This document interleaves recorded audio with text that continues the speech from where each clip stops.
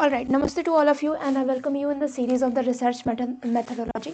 Last time जो हमने topic discuss किया था इज रिगार्डिंग द रिसर्च। जब हम करें तो टॉपिक कैसे डिसाइड करें कि कौन सा मेरा रिसर्च एरिया है, इसके बारे में हमने लास्ट सीरीज में बात किया था। आज के सीरीज में हम क्या करने वाले हैं? आज के सीरीज में we are going to discuss कि जब हमारा टॉपिक तैयार हो जाए, जब मैंने डिसाइड कर लिया कि मेरा रिसर्च एरिया है, तो उसको हम कैसे लिटरेचर रिव्यू यानी कि एक तरीके से समीक्षा करें। जितने भी लिटरेचर हैं उनकी समीक्षा कैसे की जाए, कौन कौन से एरिया रिसर्च हो चुकी है, मैं उसमें क्या नया करने वाला हूँ या करने वाली हूँ, ये सारी चीज़ें हमें लिटरेचर रिव्यू के बारे में से ही पता चलती है। तो सबसे इम्पॉर्टेंट चीज़ कि जब भी आप टॉपिक चूज करें तो कुछ चीज़ें आप हमेशा अपने जहन में याद रखोगे, जैसे कि आपका जो टॉपिक हो वो इतना ज़्यादा वाइड नहीं होना चाहिए कि वो आपके 5 साल में कवर ही ना हो पाए। तो जब भी आप चुने तो उसकी जो वृहरता होती है, एक तरीके से लागत जो होती है, वो फिजिबल होना चाहिए। That research should be feasible. Topic जो फॉर एग्जांपल आप इंडिया में रह के आप चूज कर रहे हो कि आप बेल्जियम जा करके ईडीएम के बारे में स्टडी करोगे, तो that will not feasible according to your university, according to your research interest. तो फंडिंग को देख करके आपको रिसर्च को टॉपिक को चूज करना है। दूसरी चीज कि जब भी आप टॉपिक चूज करें तो आप कोशिश कीजिए कि वो 3 साल या 5 साल में हम उसको कवर कर सकते हैं। फॉर एग्जाम्पल आपने ये डिसाइड की है कि मैं जो हूँ मैं पूरे वुमेन के एजुकेशन के बारे में पढ़ूंगा, ब्रिटिश से लेकर के अभी तक का, तो that will become a long time frame, that will be not cover within the short span of time, that is 3 year और 5 year. So what you have to do, you have to choose like कि मुझे 3 साल में ही cover करना है वो research. तो मैं 1990 से या फिर 1947 के बाद से, या फिर आप चुन सकते हो कोरोना वायरस से, ताकि वो आपकी जो टाइम हो वो नैरो हो जाए। और कल की क्लास में हमने डिस्कशन किया था कि अपने टॉपिक को कैसे नैरो किया जा सकता है। आप लोकेशन वाइज, आप डेट वाइज, या फिर आप लीडर के हिसाब से कि उनके काल में, इनके राष्ट्रपति शासन में कैसा था वुमेन का एजुकेशन। तो इस तरीके से आप अपने टॉपिक को फर्दर नैरो डाउन कर सकते हैं। फिर उसके बाद जब भी आप टॉपिक चूज करें तो हमने ये डिस्कशन किया था कि हमेशा उसके बारे में थोड़ी सी आपको अंडरस्टैंडिंग होनी चाहिए। फॉर एग्जाम्पल मान लीजिए कि आप जो है यू आर फ्रॉम बिहार और समवेयर इन उड़ीसा जगह से हैं, और आप जो है आप फ्रेंच के बारे में स्टडी करना चाहते हो, फ्रांस के कल्चर के बारे में स्टडी करना चाहते हो, आपको फ्रांस वाली भाषा नहीं आती है, तो how do you are going to read this. तो जब भी आप स्टडी करें कोशिश कीजिए कि उसमें आपकी थोड़ी सी पकड़ हो, उसमें थोड़ा सा आपका इंटरेस्ट हो। अगर आप फ्रांस के बारे में स्टडी करो तो मेक श्योर कि आपको उसकी लैंग्वेज, आपको उसके कल्चर के बारे में थोड़ी सी आइडिया हो, तभी आप उसमें क्या कर सकते हो, you will go and study about this. और जो सबसे इंपॉर्टेंट चीज़ होती है टॉपिक में, यानी कि जब भी आप टॉपिक चूज करें तो ये डिसाइड करें कि वहाँ पे इनफ लिटरेचर होना चाहिए। अब ये लिटरेचर ही आपको ले जाता है लिटरेचर रिव्यू वाले सेक्शन में। तो आज के क्लास में हम ये देखेंगे कि ये वाला सेक्शन जो है ये बहुत इंपॉर्टेंट हो जाता है, और यही जो है ये आपको ले जाता है एक नए स्टेप में, यानी कि लिटरेचर रिव्यू वाले सेक्शन में। तो जब हम लिटरेचर रिव्यू की बात करते हैं, जब भी आप शोध से रिलेटेड या फिर रिसर्च से संबंधित बात करते हैं, तो उसमें आपको ये होना चाहिए कि there should be enough literature. वैसे लिटरेचर लाइक 10 से 20 लिटरेचर आपके साथ होना चाहिए, जिसपे आप कंक्रीट प्रूफ और एक दावा पेश कर सकते हैं कि इतने लोग, इतने डेटा है, इसके हिसाब से मैं ये बात कह रहा हूँ। उसी वजह से लिटरेचर जो होते हैं बहुत इंपॉर्टेंट होते हैं। बट पहले हम ये जाने कि लिटरेचर रिव्यू कैसे किया जाता है। पहले हम ये समझें कि लिटरेचर रिव्यू क्यों जरूरी होता है रिसर्च में, क्योंकि जब आप ये नहीं समझोगे तो आपको लगेगा कि why we should need the other literature, जबकि हम कुछ नया करने जा रहे हैं। तो सबसे पहले हम ये देखेंगे कि लिटरेचर रिव्यू करते क्यों हैं, why we need literature review. तो जब मैंने आपको PYQ सॉल्व कराया था, रिसर्च से रिलेटेड ढेर सारी मैंने आपको PYQ सॉल्व कराया था, तो वहाँ पे आपको लिटरेचर रिव्यू से रिलेटेड बहुत सारे क्वेश्चन देखने को मिले थे कि लिटरेचर रिव्यू क्यों करते हैं, लिटरेचर रिव्यू करने से क्या क्या आपको सहूलियत होती है, ये सारी चीज़ें हमने डिस्कशन की थी। अब उसी को ध्यान में रख के what we are going to do, we are discuss कि why we need literature review. Literature review आखिर क्यों जरूरत है। For example one of my friend, एक मेरा दोस्त था, वो he was going to study a completely new topic. वो ऐसे टॉपिक के बारे में स्टडी करना चाह रहा था जो कि उससे रिलेटेड कोई रिसर्च हुआ ही नहीं था। तो जब मान लीजिए आप कभी भी रिसर्च करते हो तो आपके सुपरवाइजर पूछते हैं, या फिर मान लीजिए आपके इंटरव्यू में पूछते हैं कि आपकी लिटरेचर रिव्यू क्या है आपका गैप एरिया। तो उन्होंने कहा कि why we need to study other research, जबकि हम कुछ नया करने जा रहे हैं। लिटरेचर रिव्यू क्या है? It's a like a manner. मैंने आपको लास्ट टाइम भी बताया था कि जब भी हम बात करते हैं एक डाइनिंग टेबल पे फॉर एग्जाम्पल ये है आपके दादाजी, ये है आपके मदर एंड फादर, ये है आप और आपके बड़े भैया। तो जब भी आप खाना खाते हो तो आप कुछ बोलना चाहते हो तो यू शुड उनको एड्रेस करते हो बोलते हो, या फिर कभी भी आप स्पीच देते हो तो आप उनको एड्रेस करते हो, respected principal, teachers and my dear friends. This is what, इसको कहते हैं संबोधन। एक तरीके से आप ये शो करते हो कि ठीक है मैं कुछ नया रिसर्च करने वाला हूँ, बट इसमें इनको मैं नेग्लेक्ट नहीं कर रहा हूँ। Literature review a kind of manner, जो कि हर रिसर्चर को पता होना चाहिए कि जब भी आप कुछ नया कर रहे हैं तो उस फील्ड में जितने भी रिसर्चर हैं या फिर उस फील्ड से रिलेटेड जितने भी न्यू या फिर डोमेन है, वैसा रिसर्च है, आप उनको एक क्रेडिट दें, आप उनको एक संबोधन दें कि आपको लग रहा है कि इनकी भी टॉपिक, यस आई अग्री कि ये टॉपिक इन्होंने रिसर्च किया है, बट इसके साथ साथ ये भी किया जा सकता है। आपने क्या किया? आपने अपने न्यू टॉपिक के बारे में इंट्रोड्यूस कराया, प्लस में इनको क्या दिया, एक तरीके से रिस्पेक्ट दी कि ये भी सही है और इनके रिसर्च को मैं आगे ले जाना चाहता हूँ, या फिर इन्होंने कुछ यहाँ पे मैं डिसएग्री करना चाहता हूँ, यहाँ से मैं आगे बढ़ना चाहता हूँ। तो आपको एक कमी दिखानी होगी कि क्या आप कुछ नया करने वाले हैं, या फिर आपकी रिसर्च पहले की रिसर्च से कैसे अलग है, या फिर आपकी जो रिसर्च है वो पहले रिसर्च से कैसे लिंक्ड है, कैसे एक दूसरे से जुड़ा हुआ है। ये सारी चीजें आप लिटरेचर रिव्यू के थ्रू दिखाते हो। तो it not kind of responsibility, it's kind of manner. ये एक मैनर है, और इसी वजह से रिसर्च टॉपिक को हम कहते हैं it's not a research methodology, it's a aptitude.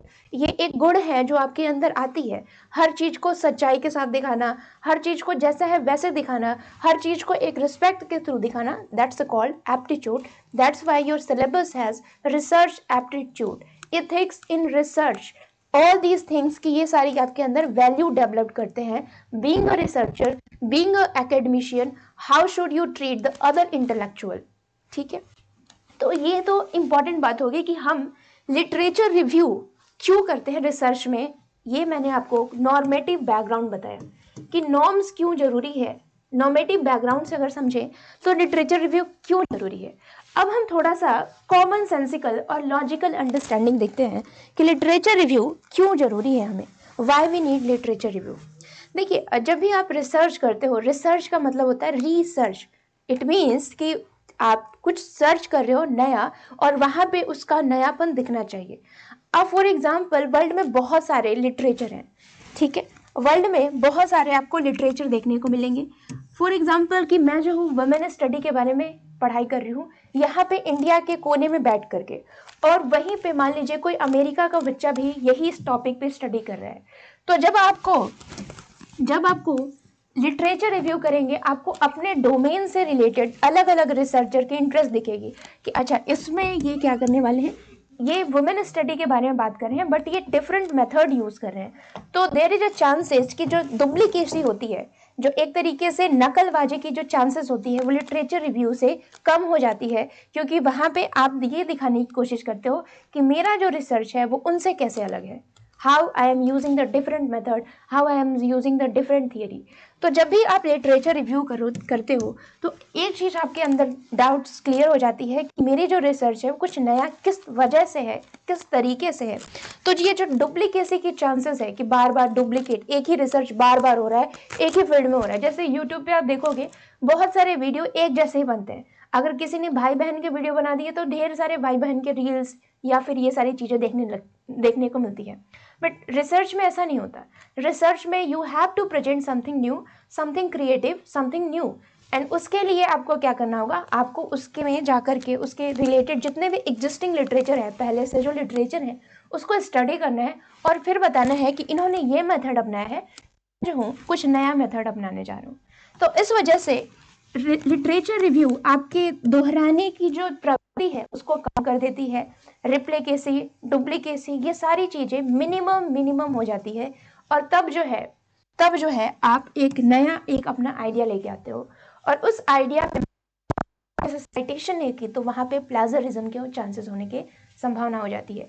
तो अगेन डुप्लीकेसी यहाँ पे तो कम कर देता है, बट अगेन आपको पूरे रिसर्च के दौरान ये सारी चीजें मेंटेन करके रखनी है। जो भी चीज आपने जहां से लिया उसको प्रॉपर साइटेशन देके करना है। That's the very important ethics. दूसरी चीज आप ये देखोगे कि जब भी आप रिसर्च करोगे, रिसर्च के दौरान आपको शुरुआत में आइडिया नहीं मिलता है कि मैं जो रिसर्च हूँ, फॉर एग्जांपल म्यूजिकल स्टडी पे कर रहा हूँ और मुझे कौन सी थियरी, कौन सी मेथड लगानी है। बट फॉर एग्जांपल जब आप लिटरेचर के थ्रू जाते हो, लिटरेचर रिव्यू करते हो, तो आपको आइडिया मिल जाती है कि अच्छा इससे पहले इस लिटरेचर है, इस ऑथर ने ये वाले मेथड से किया और उनकी ये रिजल्ट आई, ये वाली थियरी उन्होंने यूज की। दूसरे रिसर्चर ने ये मेथड यूज किया और उनकी फाइंडिंग ये रही। तीसरे रिसर्चर ने ये वाली मेथड अप्लाई की और इस तरीके से डाटा कलेक्ट किया और उनकी फाइंडिंग ये रही। तो अब जो है आपके माइंड में एक आइडिया बन जाता है कि मेरा जो मेथड होगा वो क्या होगा, मेरा डेटा होगा वो क्या होगा, या फिर मेरी जो थियरी है वो क्या होगी। तो इस तरीके से जब आप लिटरेचर रिव्यू करते हो तो आपको अपने थियरी और अपने मेथड के बारे में एक ब्लूप्रिंट मिल जाता है ऑलरेडी कि मुझे अपनी रिसर्च को किस वे में लेके जाना है। So that will happen through the literature review कि ये जो एग्जिस्टिंग लिटरेचर है वो इस मेथड से अपना रहे हैं और मैं कुछ ये मेथड अप्लाई करूंगा। और यहाँ पे आपके चांसेस हो सकते हैं कि आप अपने रिसर्च को कुछ यूनिक मोड दे सकते हो, क्योंकि सबने इस मेथड को यूज़ किया, मैं जो हूँ कुछ इस मेथड से अपनाना चाहता हूँ। फॉर एग्जाम्पल बहुत सारे बच्चों ने क्या किया, बहुत सारे ऑथर ने इथनोग्राफिक मेथड यूज़ किया, मैं जो हूँ वो नेटनोग्राफी यूज़ करूंगा। I mean working through the online ethnography, यानी कि सारी चीज़ है मैं इंटरनेट से, ये सारे जिससे आपको जो डेटा हो वो डाइवर्स मिले। लास्ट टाइम यूजीसी नेट में क्वेश्चन आया था, why do we use social media for a data collection. Data जब आप कलेक्ट करते हो तो सोशल मीडिया लाइक फेसबुक हो गया या फिर ईमेल, ये सब आप क्यों यूज़ करते हो, ताकि हम जो हैं वो ज़्यादा से ज़्यादा डेटा कलेक्ट कर सके कम टाइम में। फॉर एग्जाम्पल कि अगर मान लीजिए कि मैं ट्विटर पे हूँ, ट्विटर में मैं हो सकता है कि बेल्जियम से भी डेटा लेके आ जाऊँ, या फिर हो सकता है मैं गोवा से भी डेटा लेके आ जाऊँ, या फिर मान लीजिए कि मैं साउथ ईस्ट एशिया से भी या फिर जापान से भी लेके आ जाऊँ। यानी कि मैं डाइवर्स सैंपल को एक साथ में स्टडी कर रही हूँ और ये सारी फैसिलिटीज आपको इंटरनेट से ही मिल सकती है। तो इस तरह के क्वेश्चन को, इस तरह के कॉन्सेप्चुअल अंडरस्टैंडिंग से रिलेटेड क्वेश्चन आपके यूजीसी नेट में आते हैं। दैट्स वाई हम जो कोशिश कर रहे हैं कि हम लिटरेचर रिव्यू के सारे एम्बिट को डिस्कस करें कि हम ऐसा करते हैं तो क्यों करते हैं। लिटरेचर रिव्यू से एक और चीज होती है कि जब आप लिटरेचर रिव्यू करते हो, तो जब भी आप लिटरेचर रिव्यू करते हो तो आप क्या करते हो, यू विल गिव रेफरेंस कि मैंने इस राइटर का जो है ना उसके टॉपिक से मैंने ये सारी चीज़ें ली है। तो फॉर एग्जाम्पल कि मैंने एक रिसर्च पढ़ा और वो जो रिसर्च था वो सी राजा मोहन का था, फॉर एग्जाम्पल सी राजा मोहन का था। तो मैं जब इनके लिटरेचर को या फिर इनके आर्टिकल को पढ़ के अपने आर्टिकल को लिखूंगी, तो मैं इनको क्या करूंगी, आई विल साइट, मैं इनको साइट करूंगी, इनको क्रेडिट दूंगी। एक तरीके से इनको हम कहेंगे, इनको हम क्रेडिट इन द सेंस कि इनको हम क्या कह सकते हैं, तवज्जो देना कि हाँ जी मैंने इनके रिसर्च से ही मैंने क्या किया है, ये सारी चीज़ें समझी है और इसको मैं यहाँ पे क्रेडिट दे रही हूँ। तो फॉर एग्जाम्पल मैं इस तरीके से साइट करूंगी, राजा मोहन 2015, ठीक है, 2015 से मैंने ये, इसको कहते हैं इन टेक्स्ट साइटेशन, मतलब जो भी लिटरेचर है उसके अंदर। और सबसे लास्ट में आता है बिब्लियोग्राफी। लास्ट में जब भी आप कंक्लूजन लिखने के बाद लास्ट में आप लिखते हो बिब्लियोग्राफी। बिब्लियोग्राफी में आप इसका पूरा साइटेशन दोगे, लाइक राजा मोहन सी 2015, वो किस जर्नल से है और कौन सा पब्लिकेशन है, ये सारी चीजें आप इस तरीके से साइटेशन में लिखते हो, उसको कहते हैं बिब्लियोग्राफी। ठीक है, अब देखिए ये सारी चीजें जब हो गई, तो जब मान लीजिए कि मेरी आर्टिकल पब्लिश हो गई और मैंने साइट किया सी राजा मोहन को, और मेरी आर्टिकल आप पढ़ रहे हो, ठीक है, आप पढ़ रहे हो, तो आप क्या पता करोगे कि अच्छा मैम ने जो आर्टिकल लिखा है वो सी राजा मोहन से लिखा है, सी राजा मोहन के आर्टिकल को पढ़ के लिखा है। तो आप क्या कर सकते हो, मेरे आर्टिकल्स को देख करके आप फिर से सी राजा मोहन की तरफ जा सकते हो और उनके आर्टिकल को पढ़ सकते हो। इस तरीके से मान लीजिए कि मैंने 15 ऑथर को यहाँ पे साइट किया है, तो आप पूरे 15 ऑथर को जा करके फिर से स्टडी कर सकते हो और उसमें कमी निकाल सकते हो कि मैम ने ये वाला पार्ट छोड़ दिया, या फिर मैम की जो रिसर्च है वो डेटा अच्छे से नहीं पढ़ा या फिर क्रिटिकली वे में नहीं देखा, तो उनमें ये खामियां हैं। तो इस तरीके से रिसर्च एक साइक्लिक प्रोसेस है। और रेफरेंस आपको क्या देती है, लिटरेचर रिव्यू आपको एक क्राइटेरिया देती है, आपको एक एम्बिट देती है कि आप पिछले लिटरेचर को पढ़ करके फिर से एक नया लिटरेचर क्रिएट कर सकते हो, नया एक आर्टिकल लिख सकते हो। तो आपने डायरेक्ट क्या किया, इसको कॉपी पेस्ट किया और इसको गूगल पे सर्च किया, गूगल स्कॉलर पे सर्च किया, उनकी एक आर्टिकल आ गई और फिर आप उसको फिर से स्टडी कर सकते हो। आपको पता चल जाएगा कि मैंने जो मटेरियल यूज किया था वो कहाँ कहाँ से किया था। तो इस तरीके से आपको कम टाइम में, लिमिटेड टाइम में आपको मेरी पूरी रिसर्च जो है, कहाँ से मैंने डेटा उठाया था, क्या क्या सोर्सेज मैंने यूज किया था, वो आपको बिब्लियोग्राफी में से मिल जा रहा है। तो एक तरीके से हम क्या कर रहे हैं, लिटरेचर रिव्यू से हम फ्यूचर रिसर्चर की भी मदद कर रहे हैं। एक तरीके से मैं आपकी मदद कर रही हूँ क्योंकि मैंने अपने साइटेशन में ये सारे आर्टिकल्स को डाल रखा है। तो क्वेश्चन एक बार आया था यूजीसी नेट में कि literature review helps in, literature review किस चीज में मदद करता है। It helps in to avoid replication, it helps to give a new idea, it helps future researcher to do further research. ये जो भविष्य के रिसर्चर है उनको आगे किस तरीके से रिसर्च करना है उसमें मदद करता है।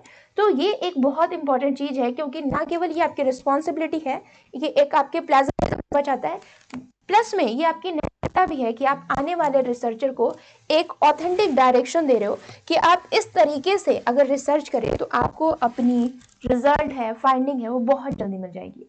So that will help the future researcher. अब देखिए एक चीज और मैंने आपको बताया कि रिसर्च जब हम आर्टिकल लिखते हैं तो उसमें जब आप किसी की साइटेशन देते हो तो ये जो है ये it's a kind of manner, it's a kind of credit that every researcher should apply. अब क्वेश्चन ये आया है कि क्या हम एक ऐसा लिटरेचर या फिर ऐसा रिसर्च लिख सकते हैं जिसमें हम कोई लिटरेचर रिव्यू ना करें। क्या कोई ऐसा रिसर्च पॉसिबल हो सकता है जो बिना किसी आर्टिकल को पढ़े हुए लिख सकते हैं या फिर बिना किसी के रेफरेंस दिए हम लिख सकते हैं। डू यू थिंक कि हम कोई एक ऐसा लिखें, ऐसा पेपर लिखें, एक ऐसा रिसर्च पेपर लिखें जिसमें कोई लिटरेचर ना पढ़े या फिर कोई रेफरेंस ही ना दे, तो क्या वो रिसर्च आर्टिकल पॉसिबल है? The answer is it's a big no. ऐसा पॉसिबल हो ही नहीं सकता है। वो क्या बन जाएगा, that will become a kind of blog, that will become a kind of article और that kind of become a opinion. एक तरीके से ओपिनियन बन जाएगा। जब भी हम रिसर्च आर्टिकल लिखते हैं there should be concrete data, there should be concrete bibliography, there should be concrete methodology, there should be a concrete theory. that's why research is different from a newspaper article। इसी वजह से research paper जो है वो newspaper article से अलग हो जाता है। और यही रीज़न है कि आपको पीएचडी में 2 साल का कोर्स वर्क करना रहता है क्योंकि it's not a easy job that you have to do a rigorous work कि ये सारी चीज़ें कैसे हो रही है। अगर मैं कह रही हूँ कि महिलाओं की जो लिटरेसी रेट है वो यूपी में बहुत खराब है, मैं किस डेटा पे कह रही हूँ, मैं किस लिटरेचर को पढ़ के कह रही हूँ, क्या क्या डेटा है, क्या गवर्नमेंट डेटा है, क्या सोर्सेज है मैं अप्लाई कर रही हूँ, इन सब को मैं क्या कर सकती हूँ, इन सबको मुझे डालना होगा whether I am using the quantitative और क्वालिटेटिव। अगर फॉर एग्जाम्पल मैं गुणात्मक रिसर्च भी यूज कर रही हूँ, ठीक है, आपको क्यों लग रहा है कि ये जो है ना वुमेन की कंडीशन खराब है, तो आपको दूसरे लिटरेचर को यहाँ पे साइट करना होगा। तो गुणात्मक रिसर्च करें या फिर मात्रात्मक करें, आपको साइटेशन देना बहुत जरूरी है क्योंकि बिना साइटेशन की आपकी रिसर्च जो है ऑथेंटिक नहीं मानी जाती है। और रिसर्च में हमने ये कैरेक्टरिस्टिक देखी थी, authenticity, replicacy is the important thing, क्योंकि आपके डेटा को कोई दूसरा बच्चा साइट करेगा तो उससे क्या होगा, उससे फिर उसका रिसर्च गलत हो सकता है। सो हर रिसर्च में बिब्लियोग्राफी होना जरूरी है, मेथोडोलॉजी जरूरी होना चाहिए। It means literature review is the most important part of every article, every research. अब जब ये हम समझ लिए कि लिटरेचर रिव्यू क्यों जरूरी है, अब थोड़ा सा हम समझे हाउ। पहले हमने समझा कि क्यों, now we are moving toward how, कैसे करें लिटरेचर रिव्यू। देखिए जब भी रिव्यू करते हैं मोस्ट ऑफ द स्टूडेंट क्या करते हैं, most of the student start reading the literature from the top to bottom, वो शुरू से लेकर अंत तक पढ़ते हैं। और यही बात मैंने आपको कल बताई थी कि जब भी रिसर्च आर्टिकल पढ़े just start with the bottom, नीचे से पढ़ना चालू कीजिए, आप रेफरेंसेस में जाइए। मैंने आपको बताया रेफरेंसेस क्यों, क्योंकि ये आपको मदद करता है। फॉर एग्जांपल आप मेरे आर्टिकल को पढ़ रहे हैं, आप अगर शुरू से पढ़ोगे ना तो आपको सिर्फ मेरे आर्टिकल के बारे में पता चलेगा, बट फॉर एग्जांपल आप लास्ट से स्टडी करना चाहोगे तो लास्ट में आपको पता चलेगा मैंने जो आर्टिकल लिखी है वो किन किन ऑथर को पढ़ के लिखी है। तो आप एक आर्टिकल के थ्रू 10 आर्टिकल को और जान जा रहे हो। तो ये जो रेफरेंसेस हैं वो आपको एक होलिस्टिक अंडरस्टैंडिंग देते हैं। तो जब आप इस आर्टिकल को पढ़ोगे तो आपको 10 ऑथर के नाम देखने को मिलेंगे। फॉर एग्जाम्पल कुछ इस तरीके से, ये हो गया आपका चार्ट, ठीक है। और आप क्या करने चाहते हो, वुमेन एजुकेशन के बारे में स्टडी कर रहे हो और आपने एक आर्टिकल को रेफर किया। जब उस आर्टिकल को आप रेफर कर रहे हो तो आपने बिब्लियोग्राफी में 10 ऑथर के नाम देखे, 10 सोर्सेज के नाम देखे कि कहाँ कहाँ से ये लिटरेचर आया है। अब आप क्या करोगे, सबसे पहले आप आर्टिकल का नाम लिखोगे, कौन सा आर्टिकल है, उसके सोर्स कौन कौन सी चीज़ें, एक बार आप उसका नाम लिखोगे, कौन सा पब्लिकेशन है। दूसरी चीज़ आपको ये करनी है कि इसमें की जो आर्ग्यूमेंट्स है, क्या इसके मेन मुद्दे हैं, वो रिसर्चर क्या प्रूफ करना चाहता है अपने आर्टिकल में, वो आप यहाँ लिखोगे। फॉर एग्जाम्पल उन्होंने क्या किया है, he want to show the connection between education and religion. उन्होंने धर्म और रिलीजन के बीच में कनेक्शन ड्रॉ करने की कोशिश की है विथ हिज आर्टिकल। अब फॉर एग्जाम्पल इन्होंने किस मेथड का यूज किया है, जब इन्होंने रिसर्च किया है तो कौन से मेथड का यूज किया है। फॉर एग्जाम्पल इन्होंने इथनोग्राफी मेथड का यूज किया है, ठीक है, इथनोग्राफी मेथड का यूज किया है। आपको बताना है कि इनका जो डेटा कलेक्शन है, डेटा कलेक्शन किस मेथड से इन्होंने डेटा कलेक्ट किया है। फॉर एग्जाम्पल इन्होंने इंटरव्यू मेथड या फिर सर्वे मेथड का यूज किया है, ठीक है। तो इस तरीके से आपको करते जाना है। दूसरा आर्टिकल मान लीजिए कि आपने पढ़ा फॉर एग्जाम्पल किसी भी आर्टिकल का, जैसे मान लीजिए कलाम का आर्टिकल पढ़ा, ठीक है, कोई भी ऑथर जो कि आपसे रिलेटेड है, जो भी आपके टॉपिक है उससे संबंधित आपने एक आर्टिकल पढ़ा और आपको उनके टाइटल का नाम देना है, उनके की आर्ग्यूमेंट्स क्या है, वो क्या आर्ग्यूमेंट देना चाहते हैं। फॉर एग्जाम्पल वो ये कह रहे हैं कि वुमेन जो है, वुमेन की एजुकेशन इस वजह से खराब है क्योंकि पैट्रियार्की है, पितृसत्तात्मक देश है, इस वजह से वुमेन की एजुकेशन खराब है। तो ये आपने एक आर्ग्यूमेंट सुना। अब इन्होंने जो मेथोडोलॉजी यूज की है, he use the methodology called archival research, ठीक है। आर्काइवल, इन्होंने जो डेटा कलेक्ट किया है वो है आर्काइवल रिसर्च से डेटा कलेक्ट किया है। और इन्होंने जो मेथड यूज करा है, फॉर एग्जाम्पल इन्होंने जो मेथोडोलॉजी यूज किया है वो है हिस्टोरिकल रिसर्च यूज किया है, ठीक है। तो इस तरीके से आपने क्या देखा, लास्ट में आपने 10 लिटरेचर पढ़े और उसके बाद आपको एक आइडिया मिल जाएगा कि मैं जो हूँ किस तरीके का। जब आपको एक फ्रेम मिल जाता है, दूसरे का फ्रेम, तो आप अब क्या करते हो, अपने फ्रेम को स्ट्रेटेजाइज करते हो। यूजीसी नेट में आप क्या करते हो, जब आपको पता चल जाता है कि टॉपर्स किस तरीके से तैयारी कर रहे हैं, you will frame your own strategy. आप थोड़ी सी उसमें कि अपनी स्ट्रेटेजी बनाते हो। For example you are working professional और टॉपर जो है वो डे स्कॉलर हैं, या फिर मान लीजिए वैसे जो कि अभी स्टूडेंट है, तो आप उनकी स्ट्रेटेजी को थोड़ी सी मोल्ड करके अपने लाइफ में इंप्लीमेंट करते हो। हूबहू नहीं करते हो, क्योंकि हूबहू करोगे तो देयर इज अ चांसेस कि वो आप पे अप्लाई ना हो। यही चीज हम यहाँ पे भी कर रहे हैं। हमने क्या किया, उसको अपने हिसाब से मोल्ड किया कि मेरी क्या टॉपिक है और मैं किस मेथड से यूज करूंगा, क्योंकि अब आपको एक ब्रॉड फ्रेम मिल गया है। अब रही बात ये कि मैम मुझे कैसे डिसाइड करना है कि मैं कौन सी मेथोडोलॉजी और मेथड यूज करूंगा, ये सारी चीजें आपको यहाँ पे मिलेगी। Just go to the CR Kothari में जब आप जाओगे तो एक टेबल आपको देखने को मिलेगा। उस टेबल से आपको पता चल जाएगा कि मुझे कौन सी मेथड यूज करनी है और किस तरीके से यूज करनी है। Just topic determine the method. For example मान लीजिए कि आप जो है किसी हिस्टोरिकल रिकॉर्ड के बारे में स्टडी कर रहे हो, तो आप उसमें क्या करोगे, कंटेंट एनालिसिस करोगे, ठीक है, फिल्म लिसनिंग एनालिसिस करोगे। तो फॉर एग्जांपल फील्ड रिसर्च में जा रहे हो किसी के बारे में, तो वहां पे आप मास ऑब्जर्वेशन, मेल क्वेश्चनर, ये सब क्या है, दीज आर द मेथड। और उसके बाद आप कौन सी टेक्निक के थ्रू आप उसको स्टडी करोगे, कौन कौन से टूल्स यूज करोगे, ये सारी चीजें आपको सीआर कोठारी के बुक में मिल जाएगी। तो आपको अपना डिसाइड करना है कि मैं कौन सा मेथडोलॉजी यूज करूंगा, उसमें क्या क्या मेथड होगा और कौन कौन से टूल्स और टेक्निक है। अब सवाल ये उठता है कि मैम मेथड और मेथडोलॉजी क्या होता है, because this is the biggest question. Generally हम कंफ्यूज हो जाते हैं जब भी हम बात करते हैं कि मेथड और मेथडोलॉजी क्या है। देखिए, method is nothing but it's a tool, methodology is just like a broad figure out. Just see this, जब हम बात करते हैं मेथडोलॉजी की तो ये क्या है, it's a bigger picture. Methodology में आपके सारे आ जाते हैं, आपका डेटा कलेक्शन कैसे होगा, आपकी सैम्पलिंग क्या होगी, आपके मेथड में आप मान लीजिए कि किस तरीके से आप कौन सी method use case study use कर रहे हो, कंपेरेटिव स्टडी कर रहे हो, these come under the methodology. ये सारी चीजें मेथडोलॉजी में आती है, जहाँ पे डेटा कलेक्शन, सैम्पलिंग स्टाइल, सारी चीजें आती हैं।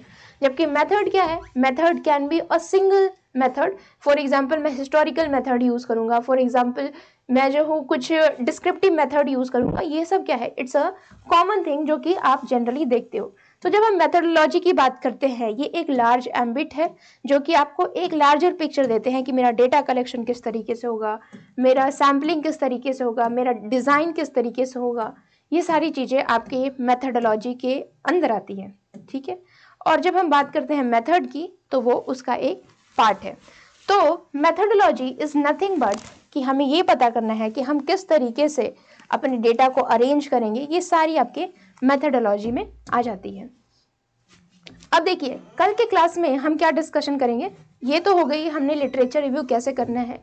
लिटरेचर रिव्यू में मैंने आपको जस्ट बताया, I will come to the topic methodology और मेथड क्या होता है, ये मैं हम डेप्थ में डिस्कस करेंगे। और उसी से रिलेटेड वर्ड है ऑन्टोलॉजी, एपिस्टेमोलॉजी क्या होता है, ये सब भी हम डिस्कशन करेंगे, क्योंकि वो भी क्या है, आपके लिटरेचर रिव्यू का पार्ट है। और वहां से इस बार क्वेश्चन आया था कि एपिस्टेमोलॉजी वर्ड का मतलब क्या है, ऑन्टोलॉजी वर्ड का मतलब क्या है। रिसर्च में ये सब वर्ड जो है, भारी भारी वर्ड, आपको ऐसा लगता है कि कोई एटम बम फेंक रहा है आप पे, but actually it's a very common thing. जब आप एक वर्ड समझ जाते हो तो आपको समझ में आ जाता है। पहले हम ये डिस्कशन कर रहे हैं कि हम लिटरेचर रिव्यू करें कैसे। तो लिटरेचर रिव्यू में करने के लिए सबसे पहली चीज कि आपको क्या करना है, ये सारे जो आर्टिकल हैं जब आपको पढ़ोगे, यू हैव आइडिया कि मुझे किस तरीके से अब फ्रेम करना है, और इस तरीके से आप एक मेथडोलॉजी डिसाइड करते हो। तो लिटरेचर रिव्यू आपको एक मदद करती है। अब ये तो हो गई कि मैंने अरेंज कर लिया, डेटा में प्रिपेयर कर लिया कि इस तरीके से लिटरेचर रिव्यू करना है। अब इसको लिखे कैसे, क्योंकि जब आप प्रपोजल लिखते हो, जब आप थीसिस लिखते हो, जब आप डेजर्टेशन लिखते हो, तो एक कॉलम होता है that is called literature review. अब इसको मुझे अरेंज कैसे करना है, that's become a very important thing, जो कि आपको दिखाना है रिसर्चर को या फिर इंटरव्यूअर को कि मैंने इतना लिटरेचर रिव्यू किया है और ये मेरी गैप एरिया है। तो इसको लिखने का भी एक तरीका होता है, जो अभी आपने लिटरेचर रिव्यू किया है उसको आपको अरेंज करना है। सबसे पहले ईयर वाइज आपको अरेंज करना है। लाइक 1990 में ये लिटरेचर था और इनकी फाइंडिंग ये रही, 1991 में ये लिटरेचर था और इनकी फाइंडिंग ये रही, 1992 में ये लिटरेचर आया था, उनकी फाइंडिंग ये है, 1993 2000 में ये लिटरेचर है, उनकी फाइंडिंग ये है। तो आप एक क्रमानुसार दिखाओगे कि जो लिटरेचर है, जो ये काम हो रहा है, इस टॉपिक से चलते आ रहा है, मैं उसमें क्या कंट्रीब्यूट कर रहा हूँ एज अ रिसर्चर। तो आपको एक क्रम बनाते हुए आपको यहाँ पे शो करना है, जो भी आपने लिटरेचर पढ़ा है अब आपको इसको एक ईयर वाइज में अरेंज करना है। और जब आप लिखोगे, there should be a connection between one literature to another literature. Like कुछ इस तरीके से, भार्गव 2015 इन हिज पेपर, उनकी जो भी पेपर है उसमें लिखोगे mention that women condition has been deteriorating day by day, ठीक है। और एक डेटा डाल दोगे कि उन्होंने किस डेटा पे कहा है, ठीक है। फिर उसके बाद but according to Siya Jaiswal 2015 women condition is still need to be work, still need rigorous approach। तो यहाँ पे हम क्या कर रहे हैं, ये जो पहला लिटरेचर है, पहला लिटरेचर को दूसरे लिटरेचर से हम कनेक्ट कर रहे हैं और ये सारी चीज़ें आपको समझ में आ जाएगी कैसे लिटरेचर को कनेक्ट करते हैं। जब आप लिटरेचर रिव्यू करोगे ना, तो लिटरेचर रिव्यू करोगे तो उसमें भी हर आर्टिकल में लिटरेचर रिव्यू का सेक्शन होता है। तो आपको देखना है कि ऑथर ने कैसे कनेक्ट किया है एक लिटरेचर को दूसरे लिटरेचर से। तो आपको एक आइडिया मिल जाता है कि मुझे कैसे कनेक्ट करना है। ये एक कहा जो लिस्ट बनाया है ना, उसको अब आप कहानी के फॉर्म में बताओगे कि इस तरीके से ये हुआ, इस ऑथर ने ये कहा, ये ऑथर ने ये कहा, और मैं क्या करने वाला हूँ। तो आपको क्या करना है, इस तरीके से पूरे लिटरेचर रिव्यू को अब अरेंज करना है एक अपने कथा में। लाइक मैं क्या कहना चाहता हूँ, इसमें मैं क्या ऐड करना चाहता हूँ। जब आप ऐड करोगे, लास्ट में आप लिखोगे गैप एरिया, कि what is the gap area that I want to address, what I want to propose in this article. तो इस तरीके से जब आप लिटरेचर रिव्यू आपने क्यों किया, कैसे करना है, कैसे लिखा, उसके बाद कैसे हम एक नया टॉपिक यूनिक आइडिया देते हैं with the help of gap area. So this is how we do the literature review. Next class में what we are going to do, we are going to do the basic idea of literature review में भी आपको ontology, methodology क्या होता है, method क्या होता है, या फिर फॉर एग्जांपल एपिस्टेमोलॉजी, ऑन्टोलॉजी क्या होता है, कैसे हम मेथड के थ्रू पूरे अपने रिसर्च को एक नया मोड़ दे सकते हैं। ये सारी चीज़ें हम नेक्स्ट क्लास में डिस्कशन करेंगे। जो भी पार्ट रह गई है लिटरेचर रिव्यू के से रिलेटेड, उसको हम कवर करने की कोशिश करेंगे। Till then just keep reading the research methodology.